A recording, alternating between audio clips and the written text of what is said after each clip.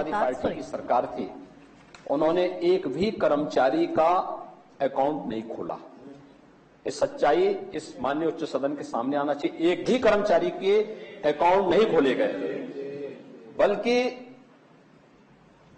जब 2018 में हमारे संज्ञान में बात आई थी, हमारी सरकार 17 में आ गई थी, लेकिन 2018 में मेरे संज्ञान में इस बात को आई थी, तो मैंने तत्कालीन फाइनेंस सेक्रेटरी की अध्यक्षता में एक कमेटी गठित की थी। इस पे मैंने इससे संबंधित अकाउंट से जुड़े हुए विशेषज्ञों को भी रखा था और मैंने कर्मचारी संगठनों से भी हम लोगों ने बातचीत की। केवल यह शिक्षकों से संबंधित नहीं था, बल्कि प्रदेश के लगभग उस समय 7.5 लाख कर्मचारियों से संबंधित था।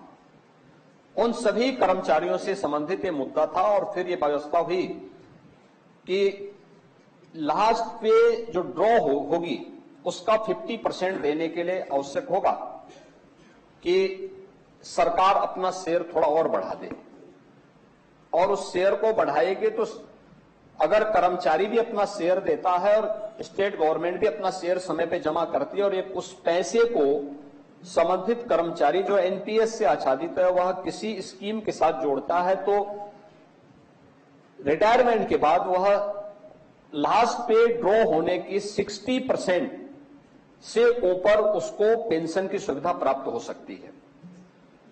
हमने उत्तर प्रदेश देश का पहला राज्य है जिसने 2019 में इस प्रक्रिया को स्वीकार करते हुए अपना शेयर 10% से बढ़ा के 14% हमने किया है, 14% किया है।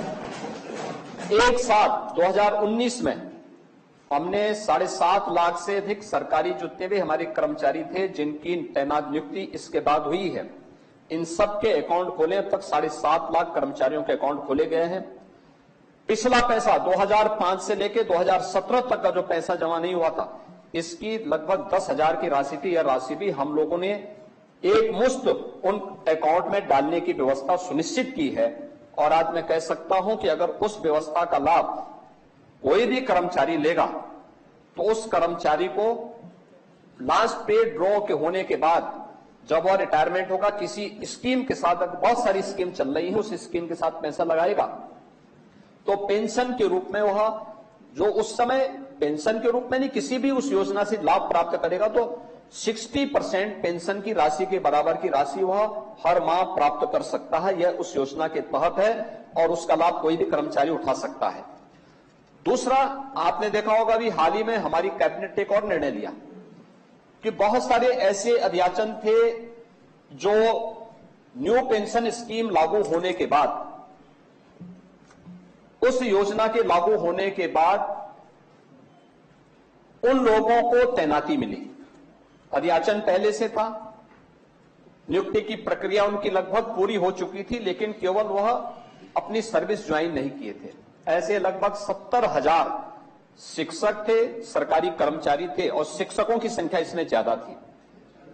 उन सबको हमने ओल्ड पेंशन स्कीम के साथ जोड़ करके उन्हें भी हम लोगों ने लाभान्वित करने का काम किया है और हमने उस योजना से भी उसको जोड़ा था। आप ही मुझे लगता है कि यहां से हमारे जो शिक्षक संगठन है, जो हमारे जो शिक्षक नेता हैं, उन लोगों ने भी बात सरकार के संज्ञान में लाई थी और ये धनराशि हम लोगों ने उसमें जमा की थी। मुझे लगता नहीं कि इसमें कोई घोटाला है, क्योंकि तत्कालीन सरकार ने पैसा नहीं दिया था। प्राइवेट बैंकों में जमा, प्राइवेट ये दूसरा विषय है, ये दूसरा विषय है। ये तो न्यू पेंशन स्कीम से जुड़ा हुआ मुद्दा है। ये पैसा उनके पीएफ से जुड़े हुए पैसे का है जो उस जनपदों में बेसिक शिक्षा अधिकारी के द्वारा उस धनराशि को कुछ प्राइवेट बैंकों में जमा करने की कार्रवाई की गई है, जिसमें कुछ के खिलाफ कार्रवाई भी की गई है और उस धनराशि को फिर वापस लाने की कार्रवाई को भी वहां पर वो किया गया है, क्योंकि सरकार की पहली प्राथमिकता होती किसी राष्ट्रीयकृत बैंक में ही ये पैसा जाएगा। और लेकिन प्राइवेट बैंक भी अगर उस दिशा में कार्य कर रहे हैं तो उसमें कोई इस प्रकार का वो नहीं है, मनाही नहीं है। अगर वह रेपुटेशन अच्छी है, बहुत सारे प्राइवेट बैंक ऐसे हैं जिन लोगों ने अच्छा काम भी किया है, हम उसको नहीं कर सकते। लेकिन सरकार की प्राथमिकता होती है कि किसी भी कर्मचारी का पैसा या किसी भी सरकार की स्कीम का पैसा किसी राष्ट्रीयकृत बैंक में ही जुड़े।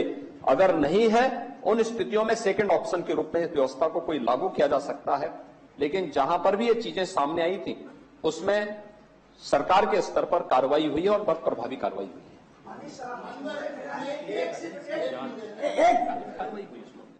माननीय त्रिपाठी जी, 14% आप राज्यांश देते हैं, वह हमारे सहायता प्राप्त माध्यमिक विद्यालयों में वह पेंशन और भाग से आता है और वह लेट में आता है, कम आता है।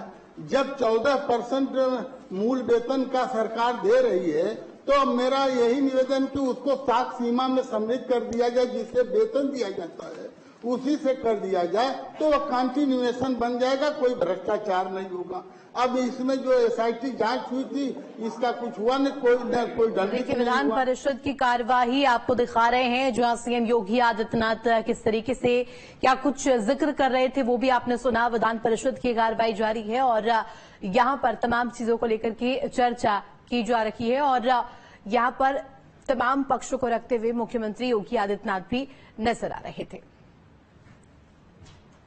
तो देखिए यहाँ पर किस तरीके से विधान परिषद की कार्रवाई लगातार जारी है।